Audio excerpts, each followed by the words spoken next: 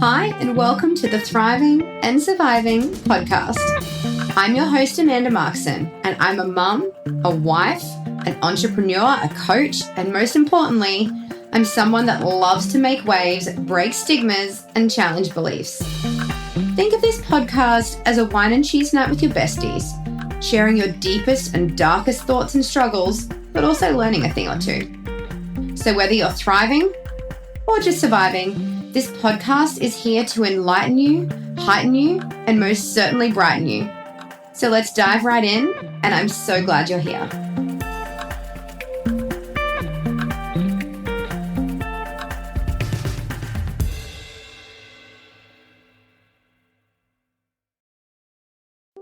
About it, sure, but like if you came to me and you had these outward views about things that were like very solid and just so like if we went on a naive. date where you said, really, the most oppressed people these days are straight white men. Yeah, if we went on a date and That was a quote. That is a quote from where I'm just like, no. Whilst it, to me, that just says that you have a very strong opinion in an area that you are uneducated about. That's an ick. It's when people have strong opinions on things that they have limited information or knowledge about. For me, I am very opinionated, and I know that I will have opinions on things I don't know a lot of things about. But that's where I keep reservations, where I'm like, look, I've got a little bit of an opinion, but I don't know enough to be preaching at people about something that I have very limited experience in. If I have a strong opinion, I can usually back it up pretty solid. Yeah. But I've experienced we have differing opinions about some big topics, but there's never a time where you've just been like, well, at the end of the day, this is exactly what it is, and that's how, and like that's never ever happened. Narrow-mindedness is an ick. One big one I thought of. I feel like this is in my. It's not going to be anymore. No, I'm changing it. I was going to be like, it's in my yellow flag. It's always been in my yellow, my sex. It was always something that I was willing to sacrifice. Oh, I was going to bring that one back up. That one's in my red, man. Well, I was always willing to sacrifice it for the sake of a good relationship. Well, I'm putting sexual chemistry as mine. Different. Yeah. It is different. But for me, if we're not sexual chemistry / compatibility. Yeah. That's a non-negotiable for mine too. It never used to be. I honestly thought that with my skills, I could, if you weren't that great in that department and you matched emotional intelligence, empathy, stability, safety, I could absolutely sacrifice it and work on that because I feel like I'm a good teacher.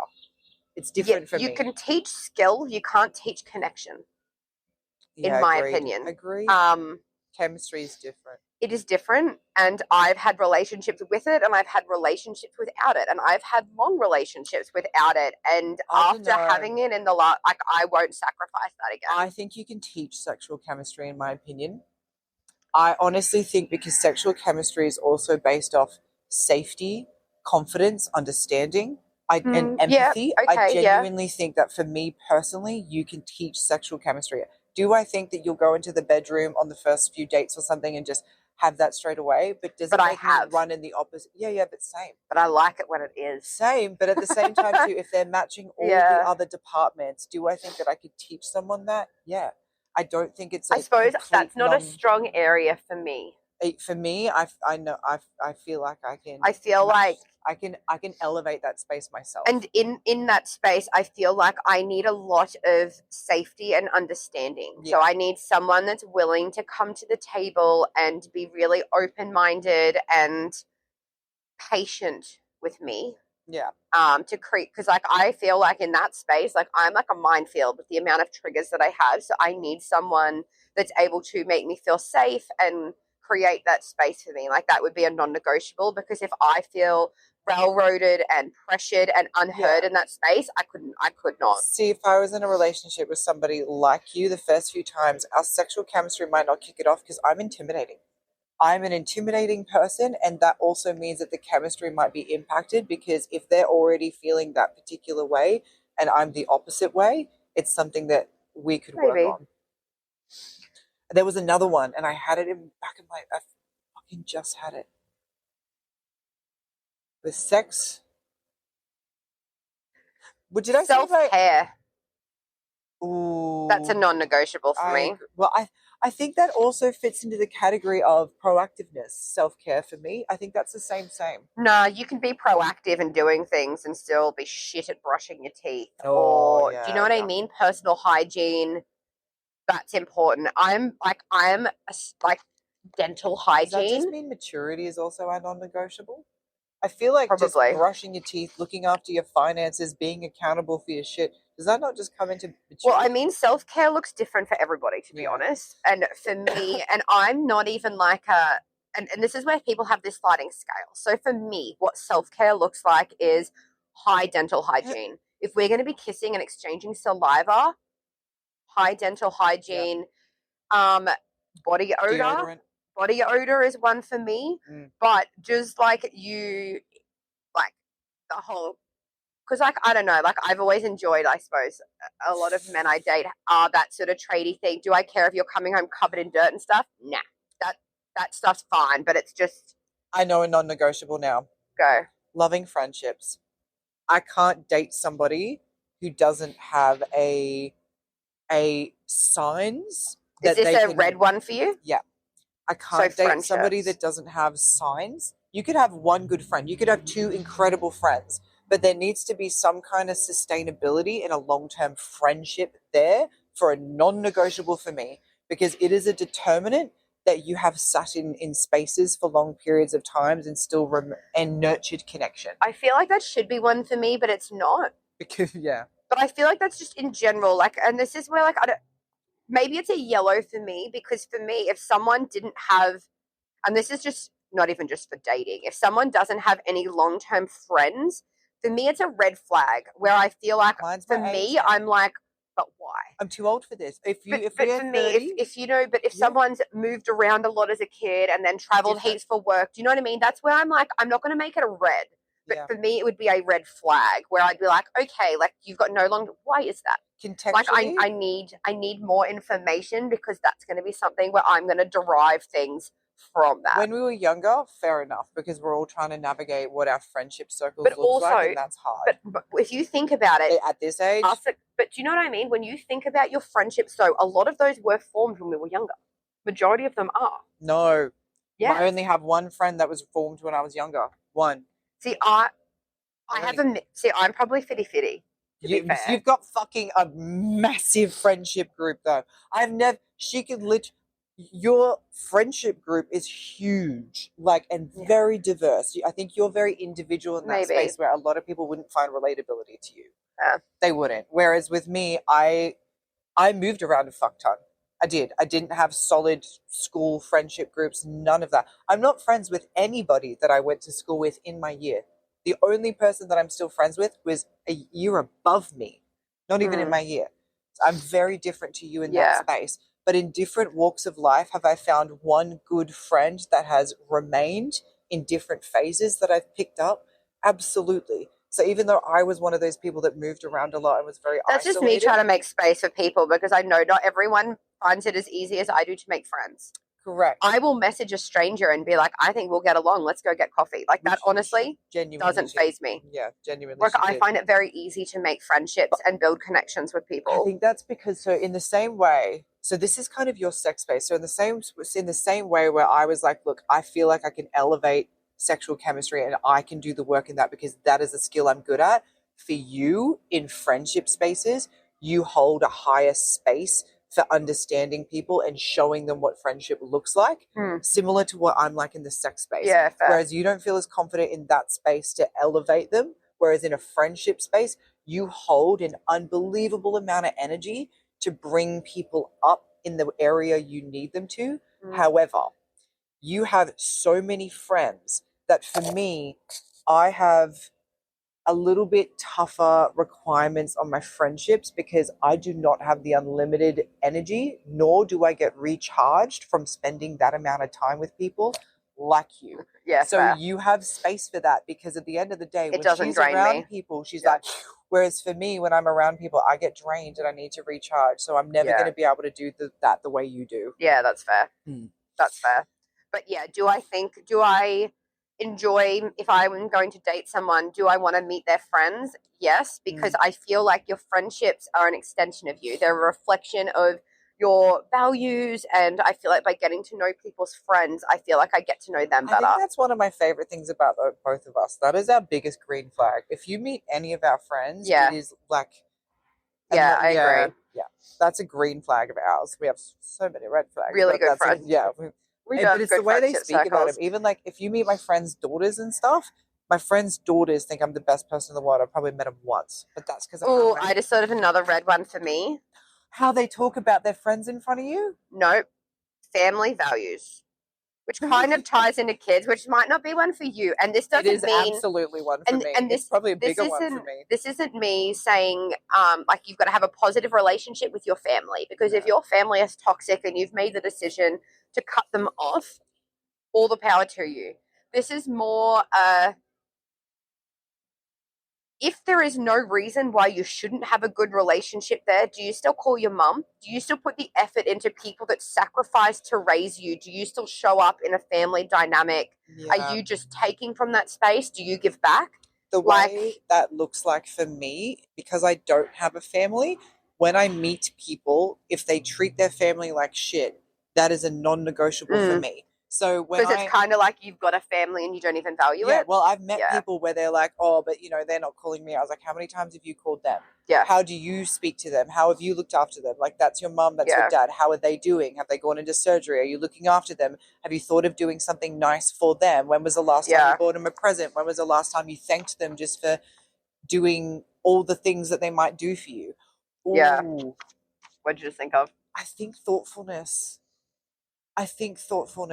Yeah, that's a non-negotiable for me as well. Yeah, I think being thoughtful, it never used to be, because I feel very confident in that space, but I think there's a certain emptiness. They don't need to be your level for me. No, I think, but there's an emptiness that I feel in relationships where, because it's something I am so good at, if it's not a bare minimum matched, you do not have to match me. But if it's not something that's translated in a basic way, I feel an emptiness. I agree. Feel very alone where... Well, it just makes me sad. Yes. I feel like that was something that was really missing in my marriage, was feeling like... And I somehow I still felt like an afterthought. Yeah. After all of that time together. Whereas, with Brent... Even when he got the key cut for me for his house, he did it in my favorite color. Yeah. It was like little things, or they see something and they get it because they thought of you, and it's not for something. It's just being in the forefront of someone's mind, because it makes it feel like, they see you and like you matter to them because you're actively in their thoughts, as opposed to it just forever being this like, oh yeah, I probably should have afterthought. Like I hated it. And I feel like a lot of this translates into, it is not anyone's particular fault if you've got non-negotiables that are related back to triggers, but I also am very self-aware of my own triggers. And even though it's not the other person's fault, but am I going to enter a relationship where I know that the way that they are will actively trigger me? No, which is why I think... did you though? But that's why I think thoughtfulness is a non-negotiable, because... Oh, you're just holding out on the fucking blankie. No, you've got multiple and slippers. We both fit. Fine. Sharing is one. Nah, it's like 13 degrees. Sharing's clearly not your value.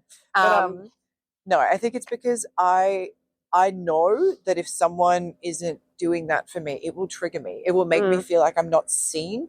And part of me feeling seen as an individual is expressing thoughtfulness, words of affirmation. Do you know what we're going to do? We're going to bounce off, we're going to bounce into a non-negotiable attachment styles. Well, no, wow, I was going down a very different route. Wow. But I agree. Chicken, rice. No, I was going to say, I want you to rapid fire describe what if you were sitting there and you were designing your dream partner and they said, okay, what do they look like? Me, but rich. Is that yours for a female? So what? Everyone. Female, male, rapid fire, just...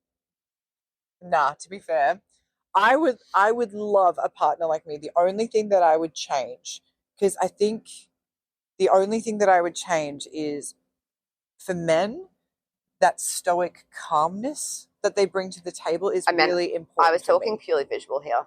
Oh. Wow, and never mind. All right, we just That's why I was like, okay, you want to date a woman that's exactly like you. Interesting. No, I'm talking just visual here. That's why I said it's a non-negotiable, because I feel like you're the same, similar to me. Like, I actually don't get caught up. Wait. Language-wise, are you saying that we're describing our perfect partner non-negotiable physically? No, not non-negotiable. That's why I said, okay, good. This is like hypothetically. This is very negotiable, because I don't have a. If someone ticks these other boxes, I don't really care visually. I don't. But if I had to design someone and pick, if it was my choice, what do they look like? The same. Neither. But what would you pick?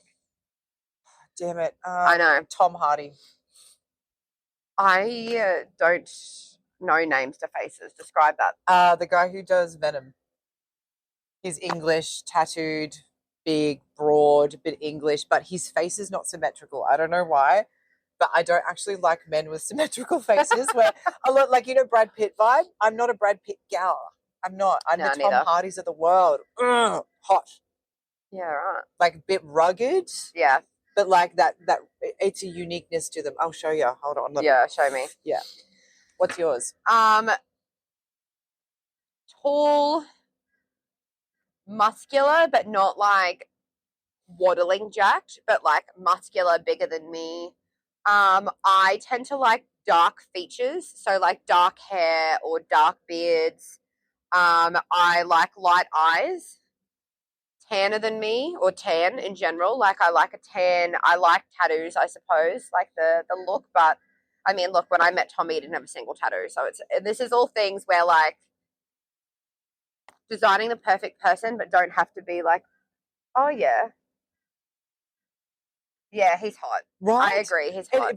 I would rather that over Brad Pitt as well. This is Tom Hardy. I mean, you probably can't see most people listening probably have more switched on than me in that space. Tom Hardy, but also it's his personality, where he's like a little bit cheeky, but very like, he's confident and strong. Where like confidence and being secure. I've seen him in that's interviews a non-negotiable for me. Where like interview people, he'll have like a female co-star, and the interviewer will turn around and be like, "Oh, but like, what are you wearing? Who's a designer?" And he'll just be like, "That's such a vapid question. Why didn't you ask me that?" Like, oh yeah, well, man, secure. Because I make insecure people more insecure with my personality. So I need them to be confident and secure in who they are as a person. I would struggle to date you because, well, not anymore now that I know you. Not anymore. But originally, if we were just to first meet and start dating, we would trigger each other so much, because I also have these weird entrenched values from my life experiences. So like our relationship things, like this is a good example. Yeah, I would find it really hard to date someone who just collects people from dating apps to be friends. In terms of like a security point of view, and like I lean more towards the insecure side. People think just because I'm outspoken, they think I'm confident. I'm not. I'm actually quite insecure about myself. See, for me, I don't care how people meet people to be friends. Yeah, so whereas with her, but no, for me, it's more, I don't trust anyone, whereas she is openly trusting of everyone, and she waits for them to betray her, and then she doesn't trust them. Whereas with me, I trust no one, and they have to earn it. So from a partner's point of view, you are friends with people that you met on dating apps. From a partner, I know that most of them are just sitting there. No offense to the people listening to this that we actually like. But when you think about it, most of them are just sitting there waiting for you to be like, actually, I do want to fuck you. And I totally disagree. I know, we've spoken about this. But when you think about the people that are actively in my circle at the moment out of the ones you've actually met, do you actually still think that? Do I think that if they had an opportunity and you turned around and went, yeah, I'm down, they would? Yeah. Yeah, I do. And I feel like some of you listening to this will be like, she gets me. I love them. Don't get me wrong. As a friend, I fucking love them. And do they have self-control and boundaries, which is why they are our friends? Yes. But do I think if the opportunity arose where you were like, actually, I do have sexual chemistry with you, let's fucking go? Yeah. But I feel like some of my friends that aren't from dating apps would do that. Yeah, but you're also actively collecting them from dating apps, and we're talking about more a security point of view from a partner. Yeah, okay, fair. Like, like we could get into your weird ass friendship circle a lot, but just from a partner point of view, that's what makes it unstable-ish. Because initially there was some sort of attraction there to start the friendship. Yes, that's what dating apps are. Yeah, fair. But it's not a non-negotiable for me, but would I be very cautious? Yes. Yeah, fair. Am I still, so one really big thing for me is, and the more I get to know you, the easier it is to understand. But if we were to date and you were still friends with your exes who actively really hurt you, and I'm not talking about we had disagreements and like things that, you know, I'm talking about exes that domestically, violently abused you. Oh, no. You still being friends with them, I would really struggle with, because I'm too much of a protective friend in that space. To be fair, though, the one that I know you're referring to, I use the term friendship loosely. It's civil. Yeah. And amicable. But that's where like I feel like I have layers. Like there are a couple of exes where I have a genuine friendship with, but they're not ones that did that. Shitty things that I'd also done shitty things. Whereas it was a little bit of a quid pro quo. Like we were also so young. Do you know why I think I'm different in that space though? Why? Because I do shitty things. No. So like there's realistically speaking, I only have I think 2 exes that I'm genuine friends with, and we both cheated on each other. Yeah, both of us. Yeah. See, so like, did we do shitty things? But were we like so young? Yeah. Yes. And have we had a friendship for more than a decade because it was so long ago? Yes. For me, my exes that cheated on me, no fucking way. No. Yeah. No. The betrayal was deep, especially when they know that it's something that, and they usually did it at my lowest. They usually did it when I was my most broken, my most lowest, and they still kept running back. So it's a respect thing for me. I don't fucking respect you. I would never fucking do that to a person. I would not respect or be friends with someone who could do that. I even struggled. I have other friends who had cheated on partners, and I shit you not, the only reason we are still friends is that I fucking roasted them for it. They ended up telling their partner, resolving it with their partner, and then the growth was there. But if the growth from them I couldn't be friends with someone that was cheating on their partner now. No. But when you're running around and you're like 18, 20, do people make dumb decisions? Yes. And I'm talking literally that we were that young doing dumb shit. Yeah. Whatever. Whereas I feel like since then, they're both married with children. Like they're not the same people they were back then, the same way that I'm not. So like who we are as people now, people I'm proud to be friends with. If they were still carrying on like that, we wouldn't be friends. Like if I had a partner and their friends were cheating on their partners, I would actually judge the fuck out of my partner. Same. Agreed. No. Same. Because I would feel like they were probably going to cheat on me if that's the kind of value system that their friendship group has. No. 100%. Yeah. And I'm not an insecure person. I'm super trusting. If you tell me you're sleeping at your mate's place and I don't hear from you the whole night and whatnot, like, cool, I will take your word for it. Yeah. I quote, I'm the easiest person to cheat on. But because I'm like that, really I won't date people that I don't trust. I'm not. I read into everything. Yeah, no. We should do a different podcast on that. What do you guys think? You guys send us a bunch of shit. What do you guys want us to unpack? One of the things I was thinking of was attachment styles. Because like you and I are different in that space, but good. And it's like a good comparison. Yeah. But then I was also thinking about, nothing. Because I have ADHD and I just left. When you think about it, we pretty much all had like similar absolute ones we needed. They were very similar. To be fair, even the looks that I tend to go for with females, going back to like the negotiable stuff, is normally it's like dark hair, tattooed, like very pretty. Like that's normally my like typical type. Yeah. Look, to be honest, I thought it was the same, but it turns out I'm into like masculine, tatted up ones that look like whatever what was it, anime look-alike? Vi from Arcane. Yeah. Yeah. But no, they're all ones where, so the reason where this came about is we were like, you know what, we're going to make a list, hold each other accountable. The next time one of us wants to get in a relationship, we're going to pull these out and be like, nope.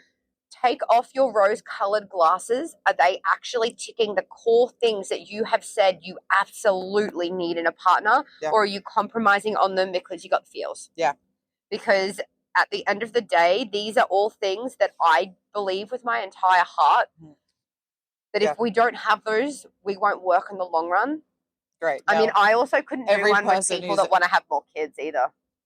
For me, I will not have more children. I will not have more kids. Actually, if they want that, nope. I don't even know if I want to ever get married again. So if that's something that they really want is probably don't pursue me. They have to, for me personally, they have to be open to potentially not having kids.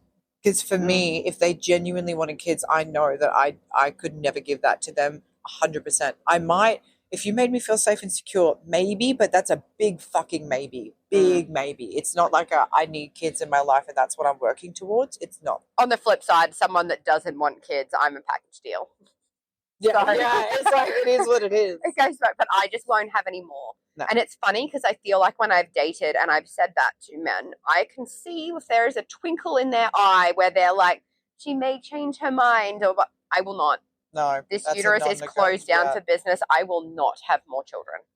So imagine if in 5 years' time we watch this back again, you're sitting there with another kid. That's why I want to get my tubes tied. Yeah, you want it done. Like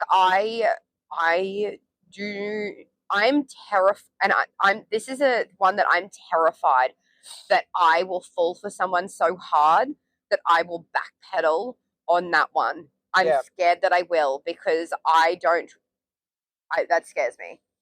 That's where I'm like, I feel like I need to alleviate the possibility of me ever doing that. I don't want to be abandoned with kids again. I'm really, really proud of myself where I had lots of exes that tried to pressure me into having kids even before we were engaged. Same. And like they would actively try and get me pregnant. And I still held a very strong boundary in that space because as much as I have low self-worth, my passion to look after children is my self-respect for everybody else is much higher. Yeah. So my motivation to hold a boundary in that space is a lot higher. That being said, I feel like had you have been married and in a very different setup though, like it would be like I managed to hold that boundary with a million people as well. 10-year relationship, codependent, but you were very joint young. Accounts still though. We were very much in a place where it was very much that was the expectation of everyone on us. Yeah, maybe. Like not as deep, but at the same time too, like we had every opportunity to. Like and it was a genuine expectation at the time. Even though we were young, because we were together for so long, it was an expectation. Yeah, fair. And it happened. It happened. It was faced with the choice. And I still wouldn't. I still wouldn't. True. Oh, that's fair. It's too important to me. So we've set a goal where we're going to hold each other accountable that unless these things are genuinely there and not just someone that's listened to this podcast now and is going to tell me what I want to hear because I've just given them the narcissists a toolbox of how to fucking manipulate us at the start. We have, but I'm not doing this again. The next relationship I get in, I genuinely want to be my last, which means I need these things. I need these things for it to be my last. Otherwise, I would just be signing up for heartbreak. And I've had enough. I have had enough heartbreak at this point. The hard part is knowing what's real and what's not. So like with financial stability, I dated someone who was in a very high profession, would assumingly have a great salary. And it wasn't until a year into the relationship I realized he was lacking financial responsibility. Gambling, you name it. And it's so hard. I wish that you would just sit down and be like, are you lie detector? Do you hit these boxes? Because sometimes you don't find out until it's too fucking late. Could you imagine doing like our first date will be a polygraph test? I thought you meant us. Could you imagine us on a poly? Yeah, that would be fun. Yeah, I feel like but it wouldn't be any different. I'm honest anyway. Same. I was like, but on a date, that would be fun. Maybe that's what we do for second dates. No, I'd ask you questions. I'd ask you hard-hitting questions. I'd be like, have you ever randomly thought about fucking me? That'd be the weird shit that I ask. Yeah, but I would answer that anyway. Yeah, fair. But it'd be funny. It would be. It would be. All right, well, we're going to I'd ask you shit like, am I your favorite friend? Yeah, and I just fuck with you. Oh, you're bad. Yeah. All right, we're going to wrap this one up, but thank you for tuning in. That was a big one. For those watching, we're all rugged up. We're all rugged up on the rooftop on our weekend away. Romantic. I know. Now we're going to go and get some brekkie. The lesbian allegations are high. Thanks for tuning in, and we'll get you in the next episode. Oh.